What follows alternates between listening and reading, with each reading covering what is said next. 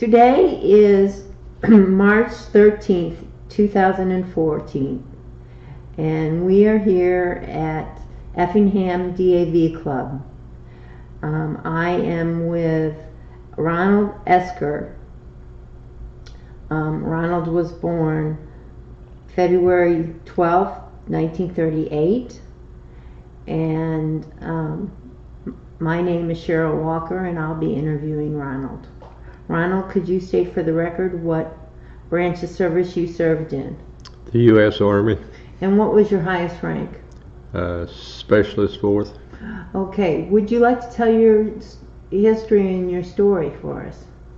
Well, I was drafted July the 23rd, 1962, and went to Fort Leonard Wood for basic training, and then was sent to Fort Gordon, Georgia for radio teletype crypto school.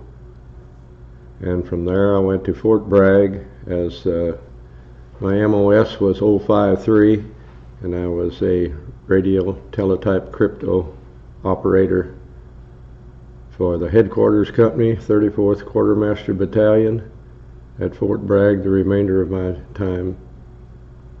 And I drove for a Colonel Sevilla. He was my commander. Good guy.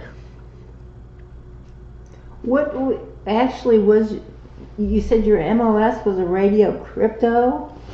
Radio teletype crypto operator. Yeah, we had the crypto machines and teletype, and the radios were either in a 1.5 deuce, 3/4 ton, or the Jeep. Most of the time I was in the Jeep. And what actually did you do with those machines? We would set them up for code on our practice runs. We would set the radios up, and we had them set up when President Kennedy was shot, and that was a pretty exciting time.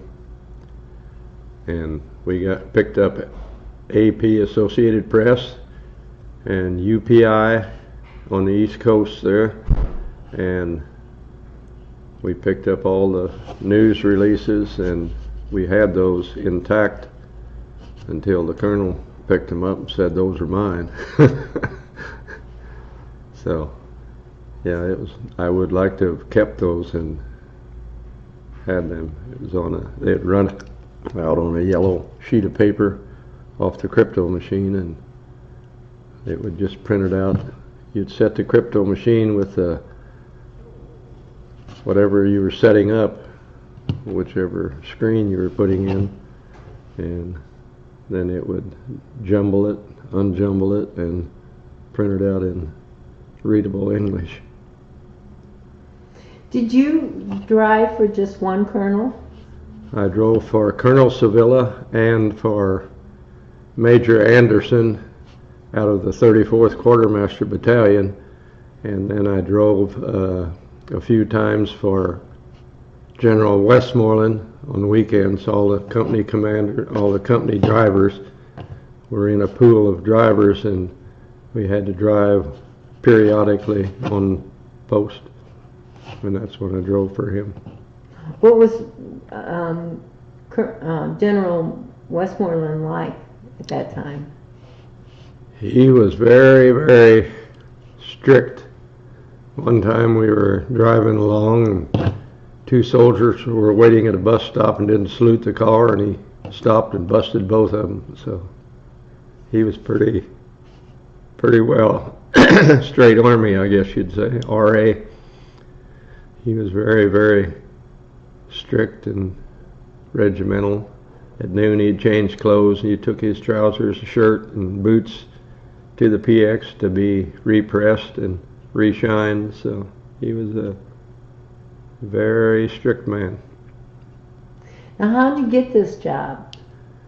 Strictly by the MOS. There was an opening for a radio teletype crypto operator in the 34th, and I was sent up there. I got it just because they wanted me there, I guess. Just like everything else in the service, you don't put in for an interview for it, you just go where they tell you. So That's more or less how I ended up there. It's pretty good duty. Do you remember getting your draft notice? Yes, I do. My friends and neighbors sent me a letter, and I'd like to find them. Find those people. You still haven't found them? No. No, it was a good experience, but I wouldn't want to go through it again. I served all my time in the States, and a lot of time at Myrtle Beach. Served a lot of time at Myrtle Beach, on the beach having fun when the colonel was out of town, so I was treated pretty good. Did you live on post? Yes, in the barracks. I was single and lived in the barracks at that time, yeah. Did you eat in the not the commissary? Mess hall? Mess hall? Yeah, most of my meals were at the mess hall unless I could smell that mutton stew cooking, then I went to the PX. Didn't like that? No, I didn't. But most of the food was pretty good. It was good food, and they treated you well, so. When you were out of basic training and AIT training, did it become more relaxed for you? Oh, definitely. Yeah, in training you had the drill sergeants, and everything was done according to the book, or according to what they wanted. And once you got out, why, you became one of the troops who just had a regular job. We did a lot of code practicing, sending Morse code and setting up the crypto machines, and our equipment, taking care of our equipment. I was the postman for the headquarters company. I'd go up and get the mail every day and deliver it to our barracks and to the companies below us. And payroll guard were some of my duties, and a lot of sitting and waiting. Pretty good duty. Had a private room in the barracks and cadre room. How come you had a private room? Because I was his driver and had to be available. Certain times you had to be available. If he was on duty, you had to be available 24 hours a day. So other than that, I had it made. Yeah. How was it? Was it pretty easy to stay in contact with your family back home? Yes, then it was by letter or phone call. There wasn't any computers or anything at that time, so mostly by letter. I came from a family of 11 siblings, so a lot of them were sending me letters, and I was one of the older siblings, so they treated me pretty good. Did you have any siblings in the service? Yes, I had a brother, Paul. He was a anesthetist, nurse anesthetist, and he served in, shortly after I got out, but he served his time in the States too, in a hospital in Texas, Wichita area. But you weren't in the service at the same time? No, we weren't. No. I had a brother-in-law that he was a lifer in the Air Force, and he swore him in, and he also was in the Air Force, my brother, so he had a good job, just more or less like an everyday 40-hour-a-week job in the hospital, and then they'd go to the barracks, and they were off and just served their time. Did you take anything with you for good luck? You didn't. They cleaned everything out when you went to basic. At that time, you put it all in a little box, and it was either sent home or you didn't have anything. No money, no pictures, nothing. You know, the only thing you kept was your driver's license, more or less, and everything else was confiscated, and they took it and put it in safekeeping, they said, so. but you didn't really need anything. You were in basic, you were taken care of.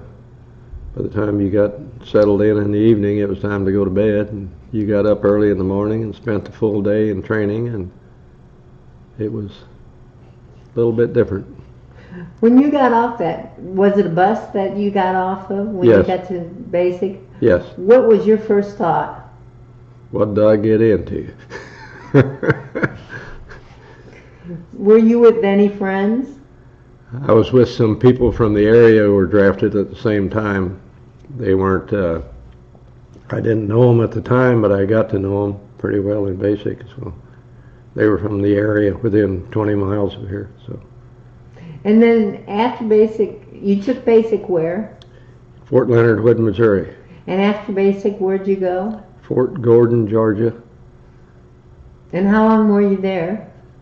I think it was a 15-week school. We stayed there and learned Morse code and crypto and how the machines operated. And you see a lot of it in the old wartime movies, the Second World War movies, the crypto end of it, where they turn those cylinders on the crypto machine, and they were set a certain way. They would jumble the message, and the only way anybody that didn't know what they were doing, all they'd get was a jumbled mess, and if you set it the way it was supposed to be according to the code books, why, you could get something readable at the other end.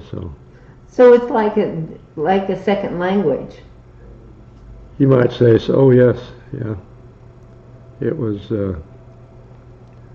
every once in a while you get static on the crypto and it just print Chinese for you.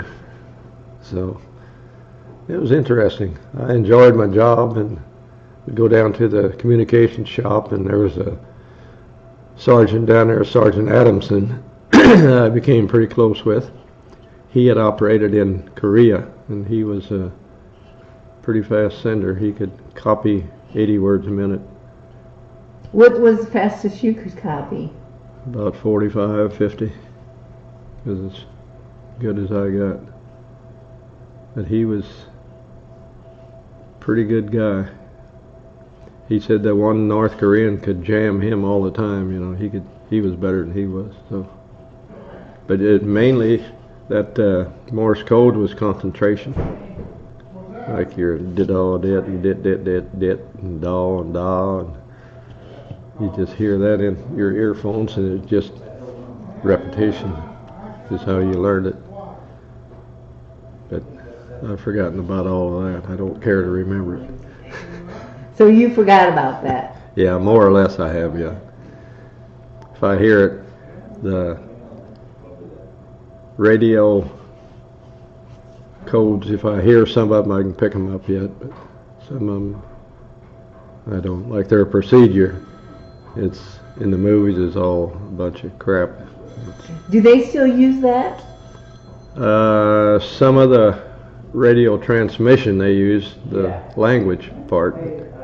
The crypto is, I'm not sure what they do in there now. I haven't been back and don't intend to go back.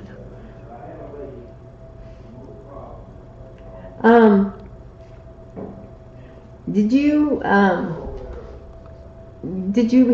buy a car when you were in Fort Benning, or Fort Bragg? Fort Bragg? I got one toward the end of my time in there when I saw I wasn't going to be leaving. I got a car, and then I left in a car. I had a brother that lived up in West Virginia, and I went up there on long weekends once in a while to see him. What kind of car did you buy? I bought a 1960 Chevy, and that's the one I had when I got out. I kept it for a while and went to work after I got out, various jobs, and then when I retired about 15 years ago, it was from a public service company here in Effingham. I was a lineman troubleshooter, so I had a pretty good job there too.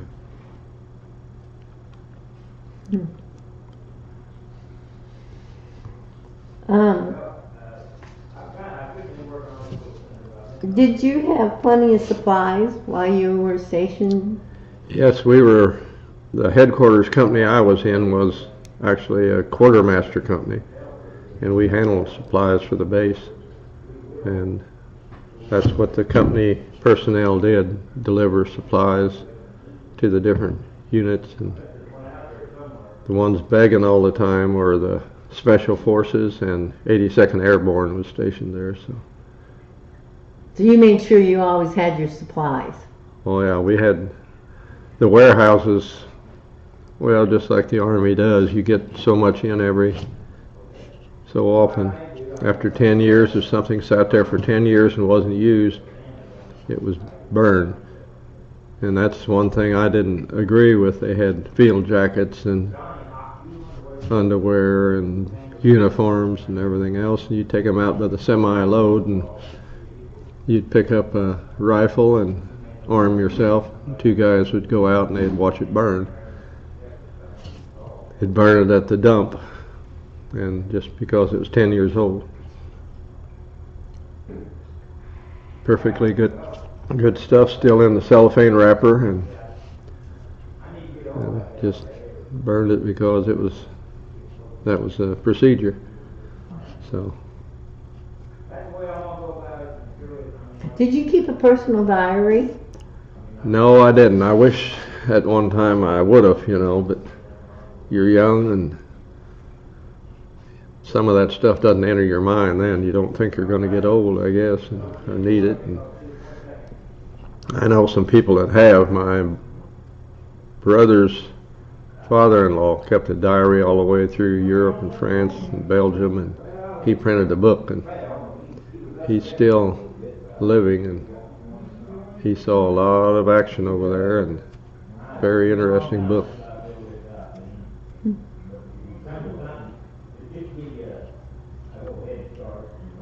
So let's go back, and you talked about mutton soup? Mutton stew. Stew. What is mutton stew? It's made out of lamb meat, and you could smell that. I think it was shipped in from Argentina mostly. The mutton was at that time, and it just had a smell to it that I didn't care for. So I bet you don't eat lamb now. No, I don't. Is there anything else you didn't like? No, the food was fairly good, I thought, There were certain days you'd have certain stuff. Sunday evening was cold cuts and an easy meal to fix, and certain times you'd have SOS, you'd have the gravy and on toast, and they called it SOS. But you got enough to eat, you got the right foods, you got pretty good food. Everybody got in shape.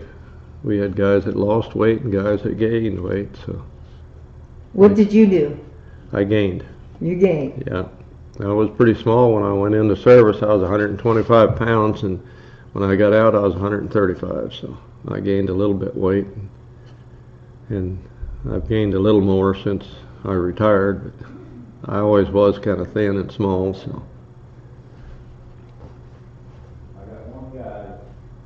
Did you have any entertainers come to your unit?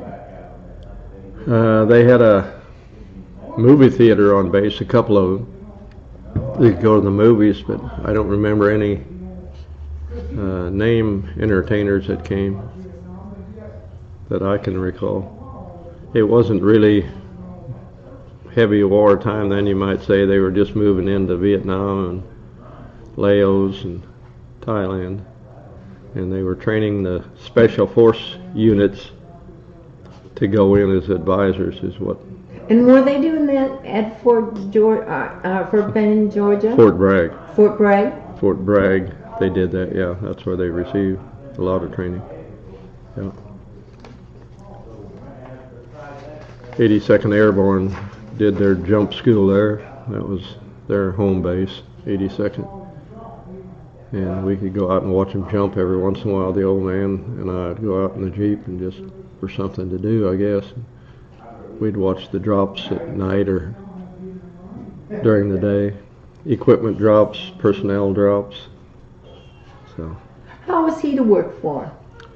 he was a good guy. He was a football player that graduated from University of Michigan. He was a big guy, about 6'6" and about 240. He was a good guy. He was RA too. He was every noon he'd take his uniform and his shoes up and get them pressed and shined. And Now, did he have a family? he lived on base there. His personal life, he didn't mix with the military, as far as I know. I would caddy for him once in a while when he golfed, but I didn't, never met his family. And they just kept you away from it somehow, you know. And Major Anderson was the same way. He didn't mix. He didn't mix very much. His family was on base. They had separate separate quarters. They kept him away from the low-life personnel.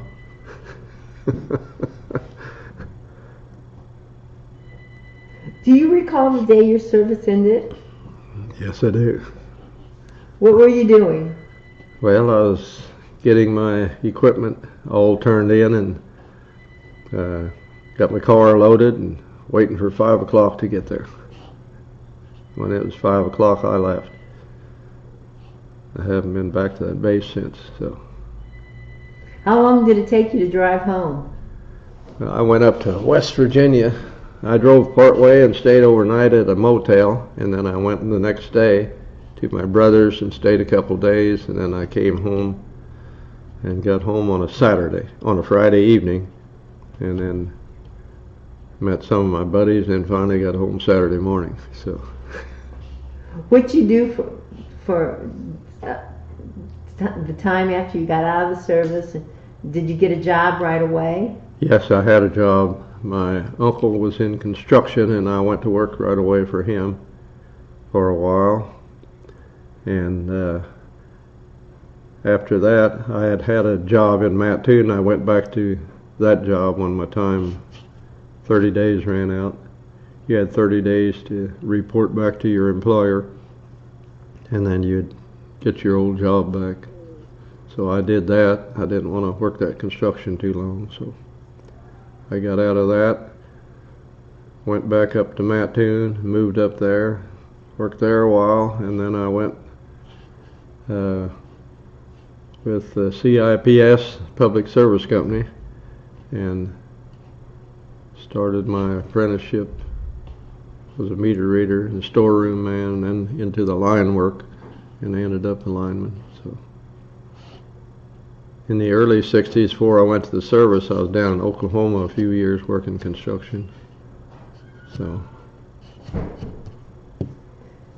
How were you treated when you were discharged? I was treated well, as far as I can remember. I was in the headquarters company and knew everybody in there, and we all got along real well. And I just sat around there that last day and talked to the people that I worked with every day, and then got ready and left. So they treated me fine. There wasn't any bad treatment there. How were you treated when you got home?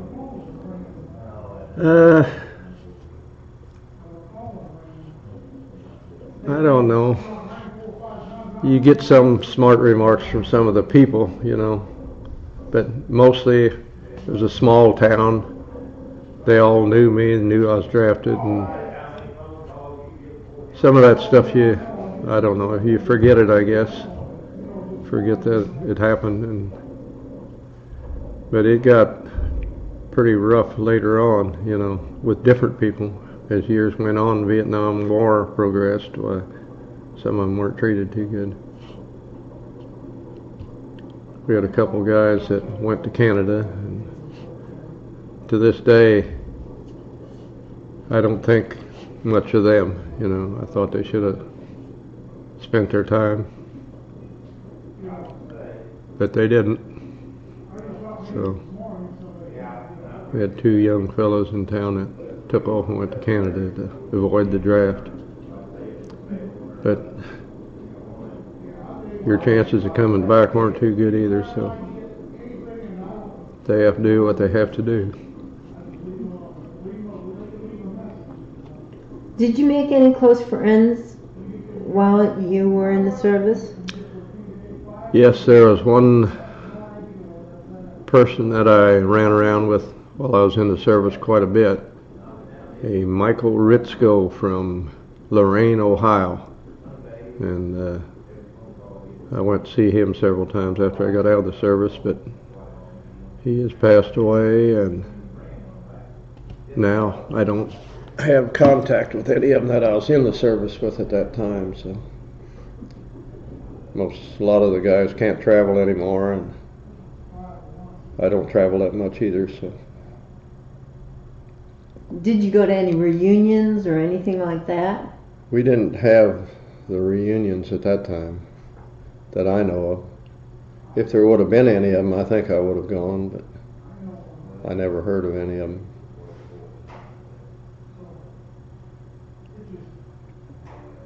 Did you join any veterans organizations? Yes, I'm active in the American Legion.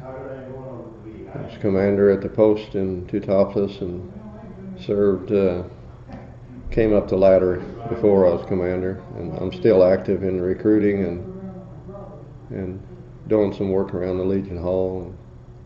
I do the booking for the Legion when they rent it, so about ready to get out of that too.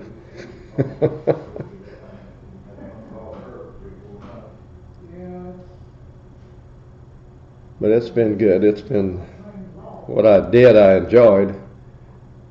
Had a lot of fun doing it. I guess you make a lot of good friends in the Legion, different age groups, all the way from the very old veterans to the young ones just coming out now, and they all got their story.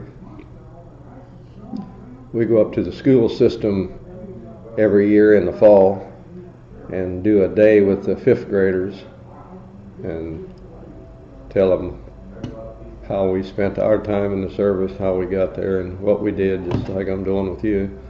And I enjoy that. We take our uniforms up there and lay them out and answer questions and give your own personal experience. And there's 4 5th grade classes, and we spend about an hour with each one of them and then move on to the next one. Can you still fit in your uniform? The only thing that fits me is my tie. But you've got it. Yeah, I got my full uniform yet, yes. Yeah. I think I'm gonna get it cleaned and pressed and put it up in the grade school. They've got a display case, and I got a Second World War Navy uniform the other day and did that to that uniform, and it looks pretty nice, so I'm thinking about doing that with mine and just leave it there. So. Well, that's nice. Yeah. That's nice. How has your service and experience affected your life? Well, in the service, you learn discipline from the first day on. You learn discipline, and you better remember it. But it's had a lot of effect on my life, really. You meet different people. You've done so many different things, like in the service.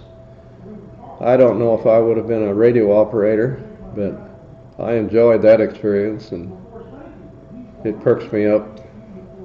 Even now, you know, when you hear somebody in a movie or something using the wrong procedure and stuff, it's different. You talk about when they use it in a movie. Do you think it's the movies? Do they depict the service correctly in movies? Not really, no. All this running around with their hair combed real pretty and clean shaven, and all of that is all a bunch of baloney. When you were out there, you might have had the same uniform. Some of the people in the Second World War have told me that they wore the same uniform for a month, didn't have a chance to clean up, just lived like a pig, I guess. But you had to do what you had to do then to survive, and that's what they did. Now this pressed uniform, they got their tie on and a rifle on their shoulder, that's all a bunch of baloney. So I don't go for that. But it sells movies. Gets the people to watch them. The talk about this new talk about lowering the amount of troops in the service. How do you feel about that? Well, times have changed so much that at that time it was you fought the war with numbers. Now you fight it electronically. It's a lot different. I don't know. If there was a war now and you used the numbers you had in the Second World War, they would kill millions of people, millions of them. And now you can get by, you can set a bomb off in Iraq or Iran or any place you want to and pull the trigger over here in the United States on these guided missiles and whatnot. And it's changed the whole picture. You have to be an educated person to be a soldier anymore. But back then, all you had to do is be able to carry that rifle. So it's changed so much with the electronic age that it's just altogether different. Some of the planes I rode on were shaking and shimmering and shaking, and you could almost see through them. Now they're so sophisticated, they cost billions of dollars to build one. So it's a lot different. Is there anything else you'd like to share? Oh, I don't believe there's as much discipline amongst the young people now, but that's all the way from birth on.